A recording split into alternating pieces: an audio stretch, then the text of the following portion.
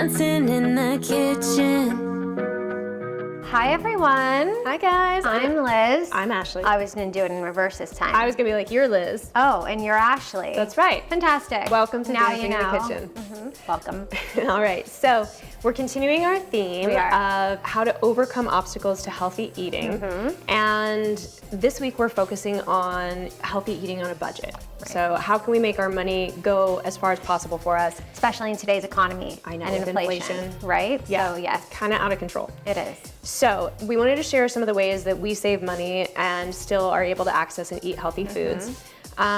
So just a couple on my list here are, you don't have to buy everything organic. There's something called the Dirty Dozen.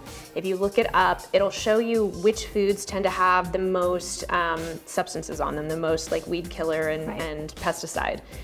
So those are the foods that you really want to prioritize if you want to buy organic foods.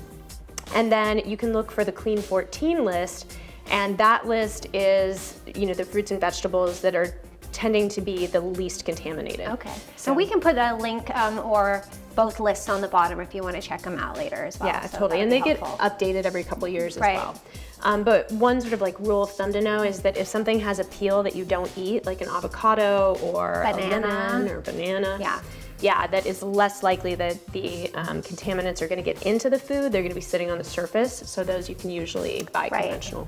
Yeah. That's a good tip. Yeah. What do you do to save money in terms of healthy eating? And I try to make things and then freeze them.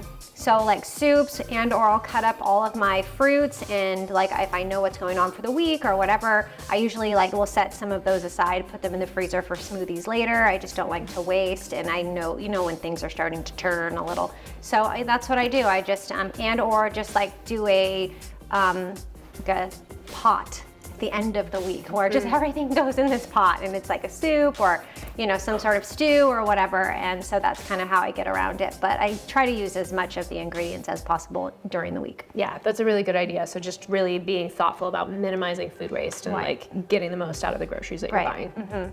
Cool. So some other tips are buying in bulk. Yeah. So you can go buy products in bulk, and that way you can kind of get more for less. You also can buy like generic versions of products. So there's some products that like I am very brand loyal and like I only like that, but for things that don't matter as much to me, look for the store brand, and you know, those are usually a little bit cheaper. Yeah, significant savings in fact. So yeah, that's a good tip as well. Yeah. And then another way that I tend to save money with healthy eating is being selective about fruits and vegetables that I can buy canned or frozen. So like my family eats frozen green beans pretty much all the time. I just find them easier than the fresh ones. They last, they taste just as good. So, but there's other foods that I don't like frozen as well, and it sort of can also depend on what I'm using it in, right? Like maybe some frozen broccoli works in a soup, but it's not as good as like a side on it. Right, I agree completely. Yeah, that makes sense. So if you can get clear on like which fruits and vegetables you really want to have fresh, and then for other things you can save money by buying them frozen or canned. Yeah. Good idea. So this week's recipe is a better butternut squash soup. And what I love about this recipe is that it uses pretty much mostly frozen and canned foods. And you say better. Better. Why? Well, because it doesn't have anything unhealthy in it. Okay. It's all fresh, healthy ingredients that support your mood and mental health. And also because you get more bang for your buck. Got it. It makes a big batch and it doesn't break the bank to do it. Cool. Yeah. So I want to talk about butternut squash for a minute. It is a powerhouse when it comes to nutrition, and especially for supporting mood and mental health. I feel like it's a very overlooked, you know, vegetable in that regard. I think that's true. Yeah, it's kind of like underappreciated. Yeah, I think so. Okay. Yeah. So it has a bunch of things in it that support mood and mental health. It has omega fats, which is kind of surprising. Yeah, right? that's omega-3 very surprising. fats. It also has B vitamins, which we've talked about before, being really good for mood and mental health. And then we were talking on a previous episode about flavonoids. And flavonoids and carotenoids are the most sort of potent antioxidant phytochemicals. Those are big words. Yeah, they are. They are. So let's break them down a little bit. So you guys may have heard of antioxidants. Liz, are you familiar with what antioxidants do? No. Okay. No. So when we're metabolizing, we have these sort of like toxic waste byproducts that happen, and they're called free radicals. Okay. So they're like this reactive oxygen that's kind of floating around in our system, and it needs something to bind to. Got it. So what antioxidants do is they come in there and they like absorb those reactive oxygen particles, and they kind of clean them up and get them out of the body, or not able to damage the cells. Okay. Yeah, so that's why. Like a filter system, kind of. Exactly, and that's why, like, when people talk about antioxidants being important and being powerful, that's what they're doing for you. They're kind of absorbing these compounds that can damage your cells in all kinds of ways, cause inflammation. Phytochemicals are the colors in fruits and vegetables.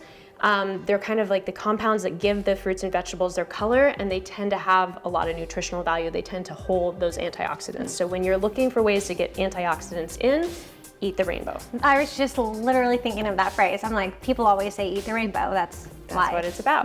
Buddy. So we talked about flavonoids when we were making our 2-in-1 salmon. We had like a salmon dinner, salmon salad, and we were using oranges and blueberries. And carotenoids tend to give things an orange color. Okay. So guess what butternut squash has in it? Carotenoids. Carotenoids. Yeah. Yeah. And orange. carrots are another example of this, like beta carotene. So carotenoids, again, are just really helpful for reducing inflammation, supporting brain health, neurodegeneration, memory loss, attention, all kinds of things. And this soup is a powerhouse packed full of all those nutrients to support your mood and mental health. Fantastic. All right, so I think the last thing we have left is our song for today. Oh, and it is? It is, let's see, I hope I'm not experiencing cognitive decline. I hope not either. Oh, I remember. It's Lost in Space. Lost in Space. Lost in Space. Well, So clearly we are a little.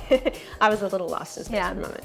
So Lost in Space is a song that is on my 2014 album, Seeing Stars. And this song is relevant to mood and mental health because it's really about being lost in space. Like what it's like when I'm disconnected from love, when I don't really know myself or who I am, and I'm thinking all these negative thoughts that are not true about myself. Like I'm worthless, or I'm, unlikable or unwantable, or whatever the story is. The narrative that you're telling yourself, right? Yeah, and so it's speaking to that experience of being lost in space, but also the loyalty of like being there for each other when we're in that state, because we all spin out once in a while. Yeah, for sure.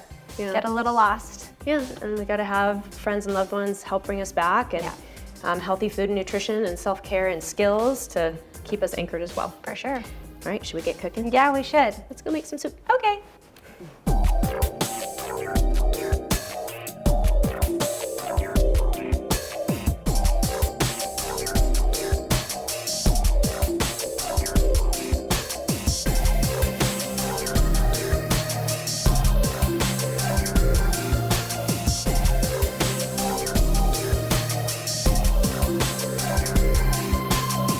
I can't help it if you won't talk about it.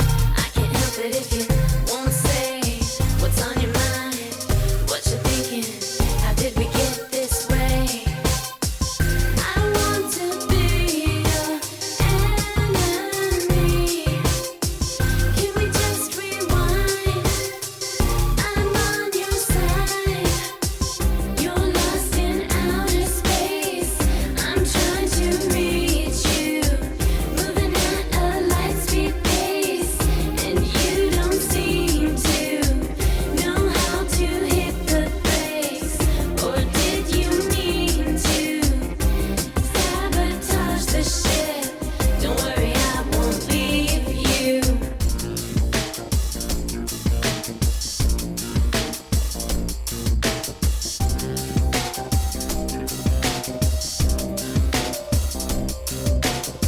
You got your orders, you got your plans, but I don't understand your grand design. Hi, guys. Bye. Hi, I'm Wait, Liz. not hi. Oh, goodbye. We're back.